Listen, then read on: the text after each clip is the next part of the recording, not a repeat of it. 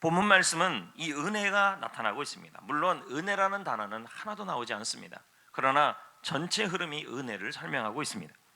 여호수아는 정복 전쟁을 마무리하고 세겜에 머물러 있습니다. 이제 그는 나이가 너무 많아 죽음을 앞두고 있었습니다. 그래서 이스라엘 지도자들을 모두 불러서 그들에게 해주고 싶은 말이 있었습니다. 그것은 하나였습니다. 바로 은혜 없이는 단 하루도 살 수 없었다라는 고백이었습니다. 그러면 여호수아는 자신의 과거를 돌아보면서 그러면서 자신의 과거를 돌아보고 오늘 말씀을 고백하고 있습니다. 도대체 여호수아는 뭐라고 고백하고 있을까요? 본문 3절은 다음과 같이 말씀합니다. 읽어볼까요? 시작. 너희의 하나님 여호와께서 너희를 위하여 이 모든 나라에 행하신 일을 너희가 다 너희의 하나님 여호와 그는 너희를 위하여 싸우신 이시라. 여호수아는 지금 고백하고 있습니다. 하나님이 지금까지 너희들을 위해서 행하신 것을 나는 보았다. 우리도 보았다. 그런데 여러분, 여기뿐만 아니라 여호수아 23장 말고 24장 말씀에 보면 3절부터 14절까지 보면 이 부분은 여호수아의 자서전이에요. 그런데 3절부터 14절, 지금 이 23장 말고 24장 3절부터 14절에 보면 내가라는 단어가 15번이 나와요. 자신의 자서전을 쓰면서 내가. 근데 그 내가가 누구냐 봤더니 여호수아가 아니라 하나님이었어요. 여호수아는 자신의 자서전을 쓰면서 이렇게 고백하는 거예요. 하나님이 이집트에서 구원해 주셨다. 하나님이 광야에서 구름기둥과 불기둥으로 우리 민족을 인도해 주셨다. 하나님이 만나와 메추라기로 채우셨다. 하나님이 반석에서 물을 내셨다. 하나님이 가나안 정복 전쟁을 이기게 하셨다. 이 내용이 여호수아 24장 3절부터 14절의 내용에 계속 이 모든 것은 하나님이 하셨다고 고백하고 있는 겁니다. 이것을 우리는 뭐라 그럽니까? 바로 은혜라고 표현할 수 있습니다. 은혜는 여호수아는 백성들에게 말하고 있습니다. 하나님의 은혜가 아니었다면, 하나님이 도와주지 아니하였다면, 하나님이 인도해 주지 아니하였다면 지금 여기까지 올 수 없었다, 이렇게 고백하고 있는 것입니다. 성도 여러분, 은혜는 무엇일까요? 우리는 은혜하면 많은 정의들을 내립니다. 그러나 은혜의 가장 확실한 정의는 하나님의 조건 없는 사랑이에요. 그러나 이것을 좀 더 이해하기 쉽게 설명한다면 하나님의 조건 없는 사랑의 간섭과 개입을 말해요. 하나님이 우리의 인생을 향하여 아무 조건 없이, 우리가 하나님의 백성이고 하나님의 자녀니까 아무 조건 없이 사랑으로 개입해 주는 게 은혜라는 말입니다. 성도 여러분, 인생은 우리가 고백한 것처럼, 여호수아가 고백한 것처럼 하나님의 은혜가 없으면 한순간도 살 수가 없습니다. 왜 그렇습니까? 누군가 이런 말을 하지 않습니까? 인생은 롤러코스터와 같다. 잠시 숨을 돌리다가도 갑자기 내리막길이 오는 게 인생이라는 것입니다. 오늘은 괜찮았는데 내일이면 괜찮지 않은 게 인생이고, 1시간 전에는 경건했는데 1시간 후에는 시들거리는 게 인생이며, 조금 전에는 안전했는데 지금은 어려움이 있는 것이 인생이며, 종잡을 수 없는 게 인생이라는 것입니다. 수많은 위험이 도사리고 있고 그 위험을 인간이라는 이 하나의 힘으로 해결할 수 없는 게 바로 인생이라는 것입니다. 그래서 하나님의 은혜, 하나님의 조건 없는 개입, 하나님의 조건 없는 사랑의 도움이 필요하다는 것입니다. 저는 주님의 은혜로 예수님을 믿게 됐습니다. 그 후 신학대학에서 전도팀에 들어가 전도를 하고 기도팀에 들어가 기도를 배웁니다. 그 후 지나온 세월 시간들을 보면 예수님을 고백하고 믿고 난 이후에 보면 예수 믿은 이후에도 왜 그렇게 많은 인생의 고비들이 있는지 모르겠습니다. 그러나 지금 돌이켜보면 그때마다 하나님은 조건 없이 개입해 주셔서 여기까지 인도하셨다는 것입니다. 제가 하나님의 자녀가 된 것도 하나님의 은혜이고, 제가 부족하지만 이 자리에서 사명을 감당하는 것도 하나님의 은혜라는 것입니다. 하나님이 개입하셔서 조건 없이 내가 하나님의 자녀이니까 나를 도와주셔서 여기까지 오게 하셨다는 것입니다. 주님께서 조건 없이 저를 사랑해 주셔서 순간마다 개입하셔서 지금 여러분 어떤 이유든지 간에 이 자리에 있는 것은 하나님의 은혜라는 것입니다. 1시간 전과 1시간 후가 수없이 바뀌는 이 상황에서 지금 이 자리에 서 있고 여기까지 온 것은 하나님의 조건 없는 개입 때문이었습니다. 그러나 여러분, 그 하나님의 은혜가 지금까지만 필요한 것이 아니라 앞으로도 그 은혜가 필요한 것입니다. 저는 확신합니다. 성전교회 성도들과 성전교회 사역들이 고비가 있어도 하나님의 은혜로 승리할 것입니다. 한국교회가 아무리 고난이 있어도 하나님의 은혜로 이겨낼 것입니다. 이 사실을 여호수아는 알았습니다. 지금까지만이 아니라 여호수아는 고백하기를 지금까지만 우리를 하나님이 도와주시고 조건 없이 개입해 주셔서 인도하신 것만이 아니라 앞으로 남을 후손들, 가나안 땅에서 살아가야 될 나의 후손들에게도 앞으로도 하나님의 은혜가 필요할 것을 알았고 또 그 은혜가 있어서 승리할 것을 여호수아는 고백하고 있다는 것입니다. 여러분, 우리도 지금까지만 아니라는 거예요. 앞으로도 하나님의 은혜로 살아가야 돼요. 왜요? 한순간도 그 은혜가 없으면 살 수 없는 위험한 세상 속에 살고 있기 때문인 거예요. 우리뿐만 아니라 여러분의 자녀들도, 우리 교회도 똑같다는 거죠. 다 같이 5절을 여호수아의 고백을 읽어봅시다. 시작.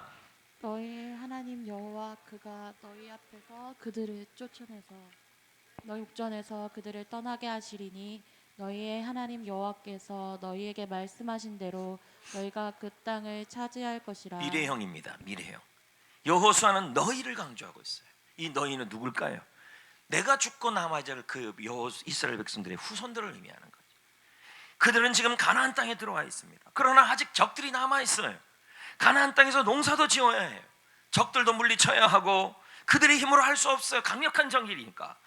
농사를 짓는 것도 적절하게 비가 내리고 날씨도 따라줘야 하는 것입니다. 그래서 앞으로도 너희들 하나님께서 도와주실 것이다. 하나님께서 도와주셔야 한다. 조건 없이 하나님의 도와주심이 있어야 한다. 지금뿐만이 아니라 앞으로도, 지금까지뿐만 아니라 앞으로도 우리 백성들에게 하나님의 은혜가 필요하다. 지금 그것을 설명하고 있는 것입니다. 그런데 여기서 우리는 질문이 하나 생기는 것입니다. 하나님의 은혜가 부족해서 충분히 우리가 은혜 받지 못하면 어쩌지요? 목사님, 가끔 그런 분들이 있습니다. 나는 요즘 은혜가 떨어졌는데요. 정확하게 성경적으로 말한다면요, 하나님의 은혜는 마르지 않아요.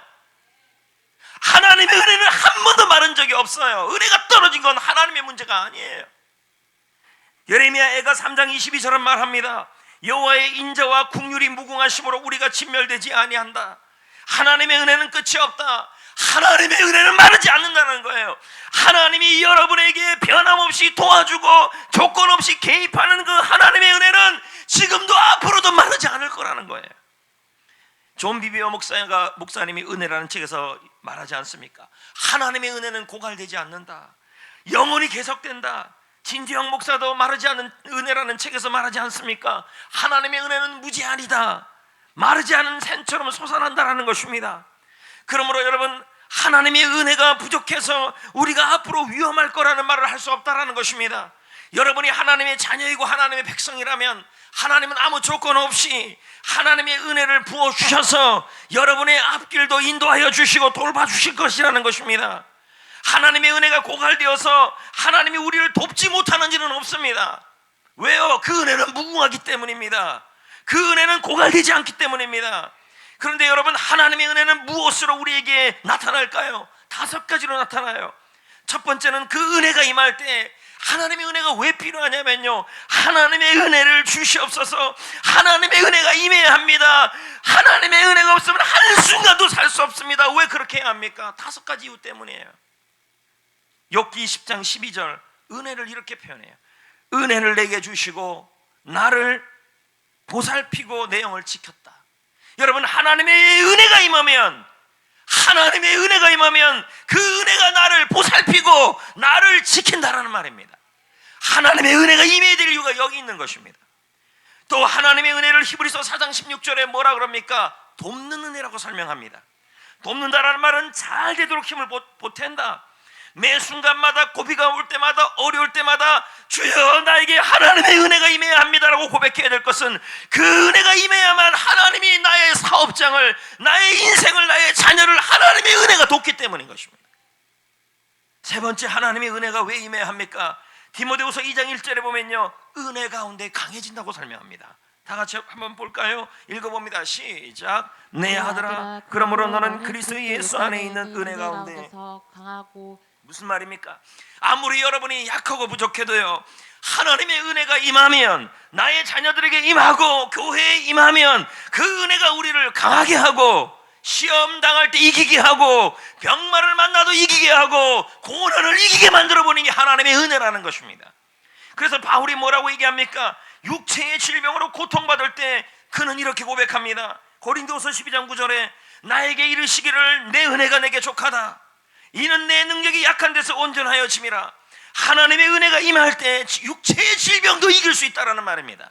하나님의 은혜가 임할 때 육체의 병이 있지만 그 병을 이겨서 승리할 수 있다라는 말입니다. 여러분, 하나님의 은혜가 있어야 하는 것입니다.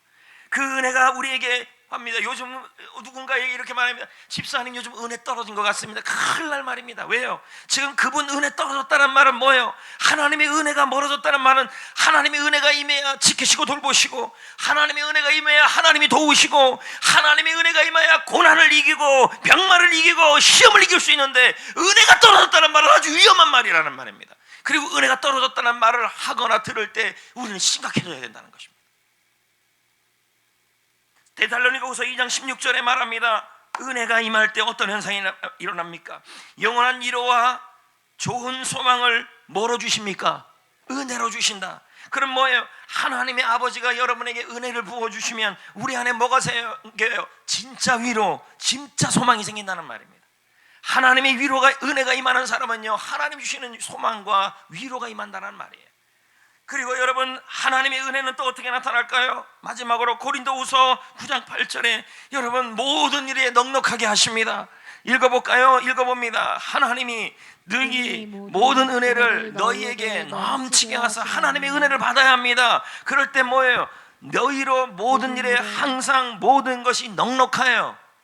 넉넉해져서, 왜 하나님이 여러분의 물질과 여러분의 삶을 넉넉하게 하시냐는 거예요. 그 물질을 가지고 모든 선한 일, 착한 일을 넘치게 하신다는 거예요. 여러분, 은혜가 임하면 여러분 하나님께서 넉넉하게 만들어 주신다는 말이에요. 그래서 선한 일을 하게 하여 주신다는 것입니다. 여러분, 하나님의 은혜 정리해 봅시다. 하나님의 조건 없는 사랑의 개입입니다. 어떻게 개입하십니까? 여러분을 돌보시고 여러분을 지키시며, 5가지예요. 여러분을 돕고 여러분을 강하게 하셔서 고난과 병마와 시험을 이기게 하시고, 여러분에게 고난 중에 위로와 소망을 주시며 모든 일에 넉넉하게 하여 주셔서 주님의 일을 넘치게 할 수 있게 만들어 주신다는 말이에요. 여러분, 나 같은 죄인 살리신 찬송은 1773년에 탄생했죠. 작사가는 존 뉴턴입니다. 이 찬양은 우리에게 하나님의 은혜, 어메이징 그레이스, 놀라운 하나님의 은혜를 정하고 있습니다. 이 노래 가사 중에서 이런 가사가 있습니다. 이제껏 내가 산 것도 주님의 은혜라. 지금까지 내가 이 자리까지 살아온 것도 하나님의 은혜라. 그러나 또 나를 장차 본향으로 인도해 주시리라. 하늘나라 갈 때까지, 천국 갈 때까지 하나님의 은혜로 지금까지 내가 살아왔는데, 내가 천국 가는 그때까지 하나님의 은혜가 나를 천국 가는 그 순간까지 인도하여 주실 것이라는 말입니다. 그러니 무슨 일이 일어나도, 이 땅 가운데 어떤 걱정거리가 일어나도 염려하지 말고 두려워하지 말라. 하나님의 은혜는 결코 마르지 않고 돕고 인도하시고 지켜주시고 넉넉하게 하시고 소망을 줄 것이다. 이게 존 뉴턴의 고백 아니겠습니까? 그는 자신의 체험을 가사로 만든 거 아닙니까? 이제껏 내가 산 것도 주님의 은혜라. 또 나를 장차 본향으로 그 은혜가 인도해 준다는 거예요. 나를 지키시고 나를 돕고 나를 강하게 하시고. 그래서 여러분, 제일 두려운 말이 뭐냐면, 나 요즘 은혜 떨어진 것 같다는 말이 제일 두려운 말이에요. 왜요? 하나님의 은혜가 떨어지게 되면 어떻게 되는데, 한없이 마르지 않고 솟아나는 그 은혜가 나에게는 요즘은 떨어지고 있다는 말은 하나님이 개입하지 않는다, 하나님이 승리를 주지 않는다, 하나님이 돕지 않는다, 하나님이 넉넉하게 하지 않는다, 은혜, 하나님 주의 일을 섬기는 일에 있어서 넉넉해지지 않고 소망과 위로가 사라지고 있다는 말과 똑같은 거예요. 그가 왜 이 찬양의 고백, 이 5절의 고백이 나왔을까요? 이제껏 내가 산 것도 주님의 은혜라. 또 나를 장차 본향으로 인도해 주시리. 이 가사는 그의 아내 메리의 장례식에서 나온 거예요. 그의 인생의 가장 큰 시련이 바로 아내의 죽음이었다 그럽니다. 그럼에도 불구하고 아내의 장례식을 치르지 못하고 자신의 사역과 목회가 있으니 교인들을 신방하고 사역을 했습니다. 그날 오후 늦게 존 뉴턴은 아내의 장례식을 치릅니다. 그는 슬픔을 참을 수가 없었습니다.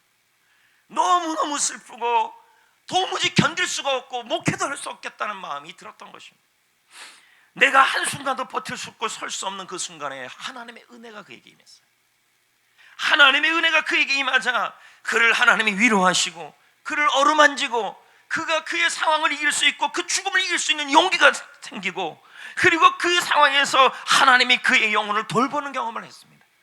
그때 그는 이런 글을 남깁니다. 영국은행은 내가 잃은 것을 결코 보상할 수 없다.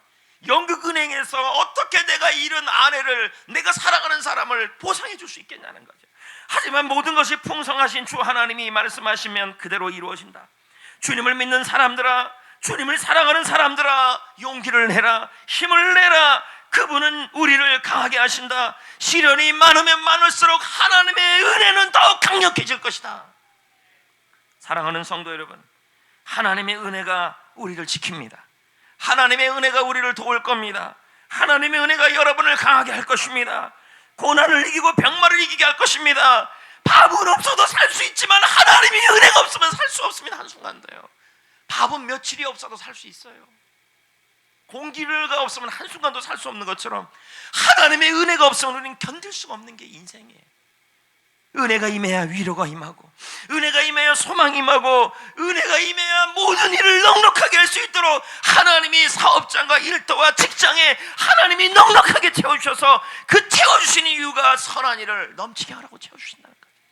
이 은혜가 결코 마르지 않고 여러분에게 부어지고 있다는 거예요. 사랑하는 성도 여러분, 모두들 코로나와 함께 이제는 살아가고 있습니다.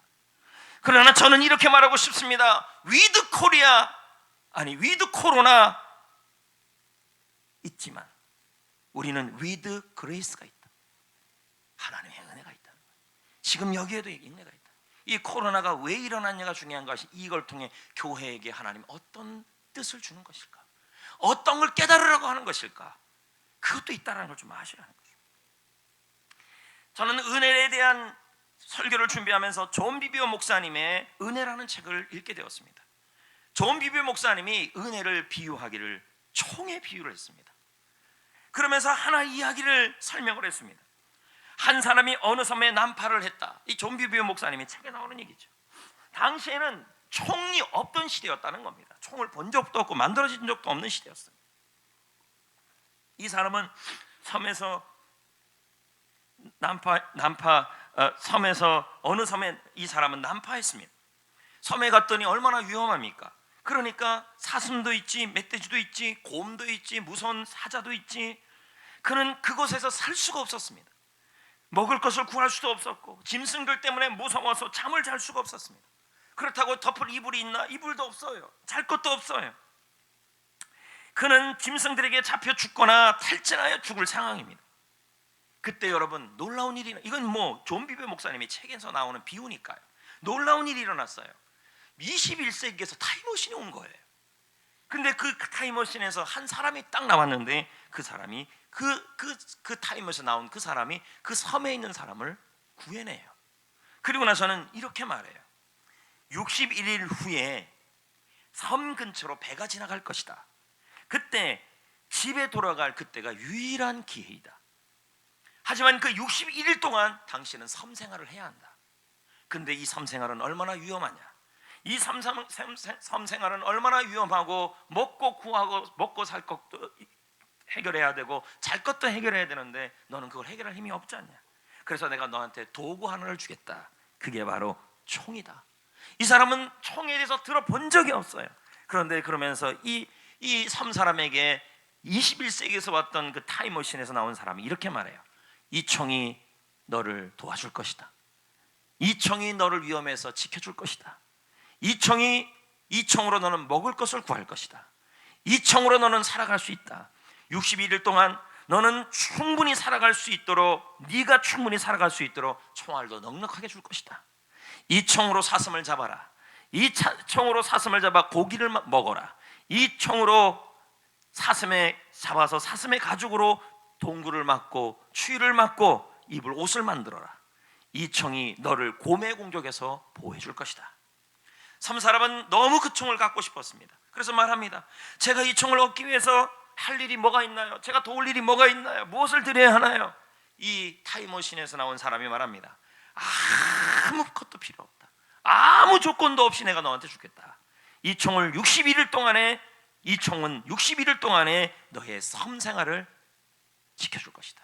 너는 이 총이 없이는 한순간도 살 수 없다. 이미 여러분은 눈치챘을 것입니다. 타이머신에서 온 사람을 존 비비허 목사는 예수님을라고 표현했습니다. 이 3사람을 우리 하나님의 자녀, 저와 여러분을 표현하였습니다. 그리고 60일은 우리가 천국 가는 그 순간까지라고 설명했습니다. 그리고 이 총을 하나님의 은혜라고 말했습니다. 은혜. 하나님의 은혜가 우리를 돌보고, 하나님의 은혜가 우리를 지켜주고, 하나님의 은혜가 우리를 도와주고, 하나님의 은혜가 우리가 시험을 이기게 하며 병마를 이기게 하며, 하나님의 은혜가 고난 중에 위로와 소망을 주며, 하나님의 은혜가 이 땅 가운데 우리를 넉넉하게 살 수 있도록 지켜주시며, 천국 가는 그때까지 선한 일을 할 수 있도록 채워주실 것이라는 겁니다. 이 은혜가 마르지 않습니다. 이 은혜를 하나님은 하나님의 자녀들에게는 조건 없이 준다는 거예요. 이사야 55장 1절은 말합니다. 읽어볼까요? 너희 시작. 너희 목마른 자들아 물러나오라. 돈 없는 자도 오라. 너희는 와서 사 먹되 돈 없이 값없이 와서 포도주와 젖을 사라. 그냥 오래요. 근데 이 포도주와 젖이 뭐래요? 3절에 확실한 은혜라 이렇게 나와요. 그럼 뭐예요? 하나님의 은혜는 돈도 필요 없다, 값도 필요 없다. 뭐가 필요하다는 거예요? 그냥 조건 없이 주겠다는 거죠. 왜요?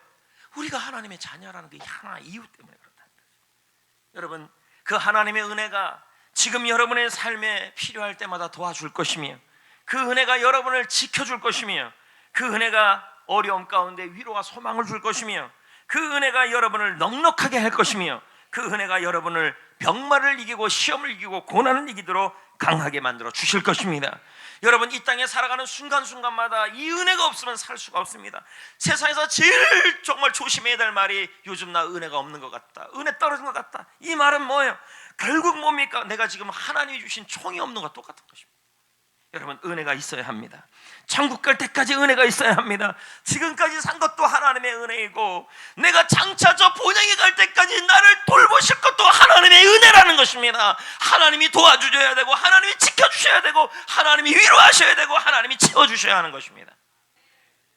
저는 요즘 새삼 느끼는 게 있습니다. 바로 은혜입니다. 하나님의 은혜가 없으면 아무것도 할 수 없다. 코로나 상황에서 성도들을 목양하는 일은 나의 지식으로 할 수 없어요. 어떻게 하겠습니까? 내가 할 수 있는 일이 없는데, 곳곳에 흩어져 있는 성도들을 어떻게 관리할 수 있겠습니까? 경건의 훈련을 하게 하는 거, 제가 보이지도 않는 성도들을 향하여 여러분 새벽 기도해야 합니다. 그리고 성경 읽어야 합니다. 감사 미션 해야 합니다. 여러분 성경 읽어야 합니다. 기도해야 합니다. 전도해야 합니다. 보이지 않는 성도를 향하여 제가 어떻게 성도들을 관리할 수 있겠습니까? 내 힘으로 못합니다. 성도들이 저녁 9시에 기도회를 합니다. 그 9시에 그거 하라고 보이지 않는데 제가 하란다고 해서 문자 보내고 한다 그래서 여러분 제 힘으로 그게 되겠냐는 거죠. 감사 미션도 마찬가지입니다. 감사 미션 매일 아침마다 최선을 다해서 제가 만들어서 보낸다 할지라도 여러분 제가 하라 그랬다 그래서 여러분이 하기 싫으면 안 할 수밖에 없는 게 상황 아닙니까? 내 힘으로 안 돼요. 영상으로든 현장으로든 예배하는 것도 이거 내 힘으로 되겠습니까? 영상으로 우리 예배 드려야 합니다 라고 말하지만 영상 예배 드릴 때 그 자리에 안 앉아있고 그냥 누워서 딴짓하고 놀러갈 수 있는 것도 얼마든지 여러분 할 수 있는 거예요. 제가 관리가 안 돼요. 내 힘으로 못해요. 정말. 여러분을 믿음으로 살게 하는 것도, 성도들의 가정과 일터를 넉넉하게 하는 것도 지금 생각해보면 내 힘으로 안 되니 이제 하나님의 은혜밖에 없다라는 거예요.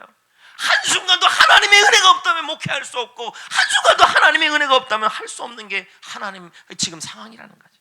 은혜. 저는 요즘 들어 새삼 느낍니다. 뭘 느끼냐면, 왜 종교교역자 루터 칼빈은 오직 은혜, 오직 은혜를 외쳤을까요?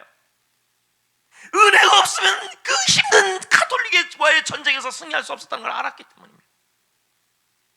고린도전서 15장 10절에 바울의 고백을 이해할 수 있습니다. 내가 나에다 된 것은 하나님의 은혜로 된 것이니 내게 주신 그 은혜가 헛되지 않게 하게 하여 내가 모든 사도보다 더 많이 수고하였으나 내가 한 것이 아니라 하나님의 은혜. 하나님의 은혜가 아니면 안 됩니다.